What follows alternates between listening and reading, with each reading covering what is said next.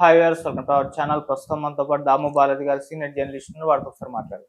Sir నమస్కారం. నమస్తే. Sir, వైసీపీకి రాజీనామా చేసి రాజకీయ సన్యాసం తీసుకున్న విజయసాయి రెడ్డి ఇప్పుడు షర్మిలాని కలవడం కాస్త చర్చనీయాంశంగా కూడా మారింది సార్. నిన్న కలిసి ఏకంగా 3 గంటల పాటు వీళ్ళిద్దరు చర్చించుకున్నట్టు కూడా వార్తలు వినిపిస్తున్నాయి. మరి ఇప్పుడు విజయసాయి రెడ్డి కాంగ్రెస్ పార్టీలో చేరబోతున్నారని, లేకుంటే షర్మిలాకు అడ్వైజర్ గా ఉండబోతున్నారని కూడా కథనాలు వెలువడుతున్నాయి సార్. మరి ఈ చర్చ దేనికి, అంటే ఎందుకు మీట్ అయ్యారు వీళ్ళిద్దరు, మీరేం చెప్తారు సార్? నిన్నటి నుంచి ఒక వార్త వైరల్ అవుతుంది. అదేంటంటే షర్మిల, హైదరాబాద్ లో షర్మిల ఇంట్లో విజయసాయి రెడ్డి ఉన్నాడని, దాదాపు 3 గంటలు ఉన్నాడని, అక్కడే లంచ్ కూడా చేశాడని ఈ వార్తలు వైరల్ అవుతున్నాయి. దీన్ని ఇద్దరు కూడా ఖండించలేదు, కన్ఫర్మ్ కూడా చేయలేదు. ఇప్పుడు ఏంటంటే సంచలనం, గత కొంతకాలం నుంచి ఆంధ్రప్రదేశ్ రాజకీయాల్లో విజయసాయి రెడ్డి సంచలనం క్రియేట్ చేస్తున్నాడు.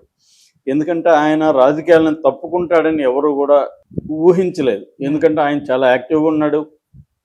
ఢిల్లీలో జగన్ తరపున గత 9 ఏళ్లుగా ఆయన అనేక కార్యక్రమాలు చెక్కబెడుతున్నాడు. రాజ్యసభ సభ్యుడిగా ఉన్నాడు.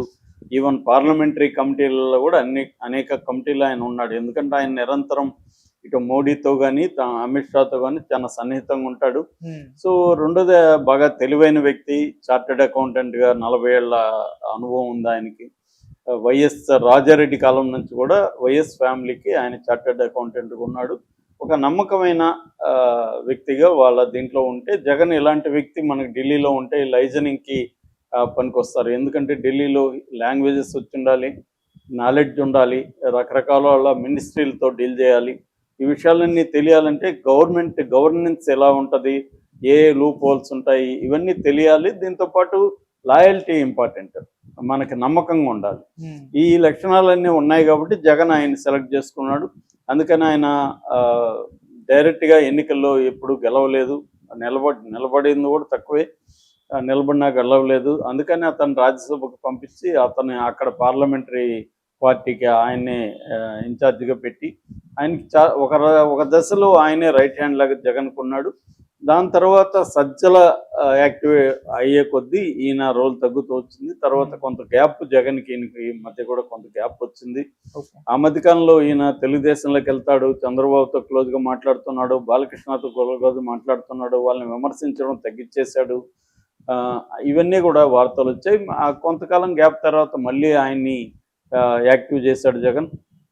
సో అలాగా ఓడిపోయిన తర్వాత కూడా జగన్కి గట్టిగా అంటిపెట్టుకుని ఉన్నాడు. అయితే ఈ లోపల కూటమి మీడియా కానీ ఆయన పెద్ద ఎత్తున అటాక్ చేయడం ప్రారంభించాయి. చివరికి ఆయన జీవితంలో ఎప్పుడూ లేని విధంగా ఆయన్ని శాంతి అని తన కూతురు వయసున్న ఒక ఆమె ఆఫీసర్తో ఆయనకి లింక్ పెట్టి ఆమె ద్వారా తను ఒక బిడ్డను కన్నాడట్టుగా వీళ్ళు ఆమె హస్బెండ్ ద్వారానే బయట తెప్పించారు.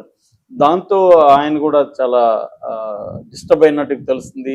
ఎప్పుడూ లేదు ఈ స్థాయిలో నన్ను చేస్తున్నారని. తర్వాత ఆయన కాకినాడ ఫోర్ట్ ని బలవంతంగా రాయించుకున్నారని చెప్పి విక్రాంత్ రెడ్డి, వైవి సుబ్బారెడ్డి కొడుకు ఈయన కలిసి అరవిందో రియల్టర్లు, వీళ్ళ అల్లుడు బ్రదర్ అవుతారు, వాళ్ళకి చేయించినట్టుగా వియంకులకి. సో దాంట్లో ఆయన ఆల్రెడీ సిఐడి కేసు ఉంది, ఈడీ కూడా ఎంటర్ అయింది, ఈడీ కూడా ఆయన విచారించింది.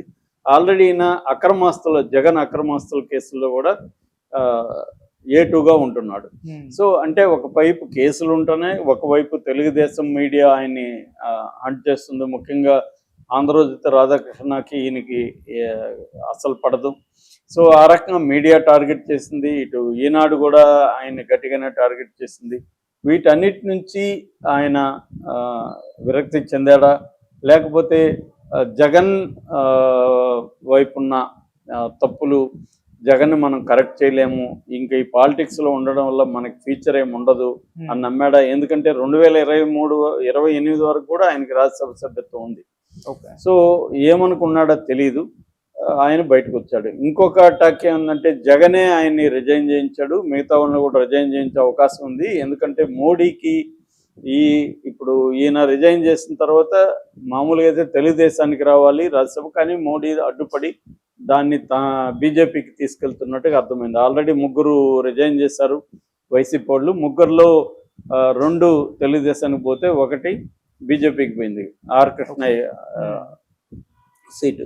సో అలాగా ఇప్పుడు ఇది కూడా బీజేపీకి అకౌంట్లో పోతుంది. ఇది జగనే ప్లాన్ చేసి ఈయన్ని రాజకీయాల్లో లేకుండా ప్రైవేట్గా వాడదామని డిసైడ్ చేశాడు. జగన్ తరపున ఇతను పనిచేయబోతున్నాడు, బీజేపీకి జగన్ మధ్యలో ఉంటాడు, రాజకీయాల్లో ఉండడు, కానీ ఇండైరెక్ట్గా అదే పని చేస్తుంటాడు అన్న వార్తలు కూడా వస్తున్నాయి. ఈ నేపథ్యంలో ఈయన షర్మిలాని పోయి కలిశాడు. షర్మిలాని కలవడం అనేది ఇప్పుడు సంచలనంగా ఉంది. ఎందుకంటే షర్మిల జగన్ ఎంత తిట్టిందో విజయసాయిరెడ్డిని కూడా అంతే తిట్టింది. ఆ మధ్య కూడా షర్మిలకి జగన్కి మధ్య గొడవ వచ్చినప్పుడు, సరస్వతి పవర్ ప్లాంట్కి సంబంధించిన ఆస్తుల వివాదం వచ్చినప్పుడు కూడా ఆయన దానికి ఆడిటర్గా ఉంటున్న విజయసాయిరెడ్డి కూడా మాట్లాడాడు. అది షర్మిల ఆస్తి కాదు, జగన్ది.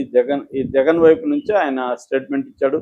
అప్పుడు ఈమె కూడా గట్టిగానే ఆయన్ని తీవ్రంగా మాట్లాడింది. అట్లాగే వివేకానంద రెడ్డి హత్య కేసు విషయంలో కూడా షర్మిల విజయసాయిరెడ్డిని టార్గెట్ చేసింది.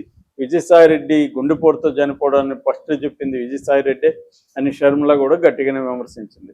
అయితే ఈయన బయటకు వచ్చిన తర్వాత జగన్ ఎక్కడ విమర్శించలేదు. పైగా జగన్ బాగుండాలని కోరుకుంటున్నాను, నాలాంటి వాళ్ళు 1000 మంది పోయినా జగన్కి నష్టం లేదు, ఆ ఫ్యామిలీకి నేను రుణపడి ఉన్నాను, నాకు భారతీ రెడ్డి ఎంతో చేసింది, ఆమెకు నేను కృతజ్ఞతలు తెలుపుతున్నాను, ఇవన్నీ కూడా చెప్పాడు ఆయన. అయితే ఆయన్ని మరి ఎవరు అడిగారా లేకపోతే ఆయనే చెప్పాడో తెలియదు, కానీ వివేకానంద రెడ్డికి గుండెపోటు వచ్చినట్టుగా నాకు చెప్పింది అవినాష్ రెడ్డి రైట్ హ్యాండే అనేది ఆయన చెప్పాడు. అది ఒక సంచలనం కలిగించింది. ఎందుకంటే ఇప్పటి వరకు ఆరోపణలన్నీ కూడా అవినాష్ రెడ్డి వైపే చూపిస్తున్నాయి. అవినాష్ రెడ్డి A8గా, A7 వాళ్ళ నాన్న భాస్కర్ రెడ్డి, ఈయన A8గా ఉన్నాడు. సో అవినాష్ రెడ్డి ఏమన్నాడంటే, నాకు వివేకానంద రెడ్డి పెద్ద బహుమతి శివప్రకాష్ రెడ్డి గుండెపోటు అని చెప్పాడు, నేను అదే నమ్మి అందరికీ చెప్పానని ఆయన అన్నాడు. కానీ ఇప్పుడు ఈయన ఏం చెప్తున్నాడు, విజయసాయిరెడ్డి శివప్రకాష్ రెడ్డి మీద చెప్పట్లేదు. అవినాష్ రెడ్డి పక్కన ఉన్న వ్యక్తి, అవినాష్ రెడ్డికి నేను ఫోన్ చేశాను ఏం జరిగిందని, అవినాష్ రెడ్డి పక్కన ఉన్న వ్యక్తి నాకు ఇది చెప్పాడని చెప్తున్నాడు. సో అంటే ఒక రకంగా అవినాష్ రెడ్డికి ఈయన ఫోన్ చేస్తే పక్కన వాడు చెప్పాడంటే అవినాష్ రెడ్డి చెప్పినట్టే కదా లెక్క అన్నట్టుగా వస్తుంది. ఈ నేపథ్యంలో ఈయన జగన్కి ఆగర్భ శత్రువులాగా ఉంటున్న షర్మిల ఇంటికి ఎందుకు వెళ్ళాడు అనేది ఇప్పుడు చర్చనీయాంశమైంది. మేబీ షర్మిలతో జగన్కి రాజీ కుదుర్చడానికి వెళ్ళాడా ఫ్యామిలీ ఫ్రెండ్ లాగా? ఎందుకంటే ఒక పక్క ఆస్తులకు సంబంధించి జగన్ ఫ్యామిలీ పెద్దలను కూడా కలిశాడు, రాజీ కుదుర్చుకుందామన్న ఆలోచనలో జగన్ ఉన్నట్టుగా కూడా చెప్తున్నారు. కానీ ఆమె అంత ఈజీగా సరెండర్ అయ్యేట్టుగా కనిపించలేదు. ఎందుకంటే ఆమె చాలా మొండిగట్టమని వాళ్ళ అమ్మాయి చాలాసార్లు చెప్పినట్టుగా కొంతమంది చెప్పారు మన గతంలో కూడా. సో అది ఒక యాంగిల్. రెండో యాంగిల్ ఏంటంటే, జగన్కి యాంటీగా ఉండి ఈమెతో కుమ్మక్కవుతున్నాడా, ఈమెతో కలిసి ఈమెకు ఒక అడ్వైజర్గా ఉండబోతున్నాడా? ఎందుకంటే జగన్ కుటుంబంలో అన్నీ కూడా విజయసాయిరెడ్డికి తెలిసినట్టు ఎవరికి తెలియదు. మరి అట్లాంటి వ్యక్తి జగన్కి యాంటీగా మారితే జగన్కి అన్ని రకాలుగా నష్టం. కేసుల్లో రేపు అప్రూవర్గా మారినప్పుడు కేసుల్లో జగన్కి శిక్ష పడే అవకాశం ఉంది అప్రూవర్గా మారితే. అట్లాగే ఈయన లోటుపాట్లన్నీ కూడా ఆయనకు తెలుసు. అలాగా ఏమన్నా అప్రూవర్గా మారుతున్నాడా, అప్రూవర్గా ఎందుకు మారుతాడా అనుకున్నప్పుడు ఆయన మీద కేసులు ఉన్నాయి కాబట్టి బయటికి రావాలంటే అప్రూవర్గా మారితే కేసులు ఉండకపోవచ్చు.